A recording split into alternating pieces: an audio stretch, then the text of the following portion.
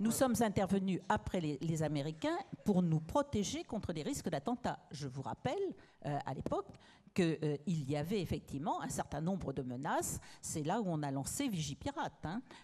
Après le 11 septembre 2001, il y avait un véritable risque que ça dégénère et effectivement que ça aille ailleurs. D'ailleurs, les Britanniques, les Espagnols à Madrid, souvenez-vous de ces attentats, ont été directement visés.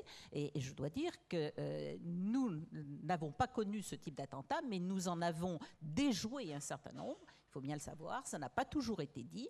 Il y en a un certain nombre qui ont été déjoués. Il y avait une véritable menace. Donc aller en Afghanistan, ça consistait d'abord au départ à essayer d'éradiquer la base d'Al-Qaïda qui se trouve effectivement à la frontière, ou qui se trouvait à la frontière entre le Pakistan et l'Afghanistan.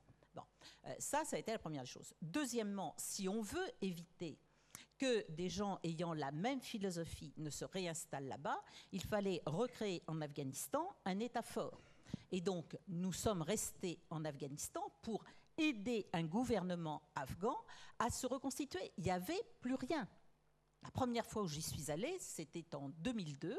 À l'automne 2002, il faut voir que Kaboul, c'était une ville qui était non pas rasée, mais où il n'y avait plus une fenêtre qui tenait debout, où la plupart des maisons étaient éventrées. Et je me souviens très bien, le premier hiver, à 6 heures du soir, il y avait une ampoule dans tout Kaboul.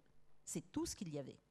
Alors j'y suis retournée, j'ai dû y aller 12 fois ou quelque chose comme ça. J'ai vu se reconstruire ce pays, mais reconstruire, ce n'est pas simplement reconstruire des maisons, c'est reconstruire une armée capable de faire face à la résurgence d'un certain nombre de groupes, construire une police et une gendarmerie capables de lutter contre les trafics de drogue, parce que l'Afghanistan, c'est le premier producteur de drogue, le premier producteur de pavots. Et d'ailleurs, quand on le survole à basse altitude, on aperçoit des champs de pavots un peu partout. Et puis, c'était de permettre à des gens, tout simplement, d'essayer de vivre normalement.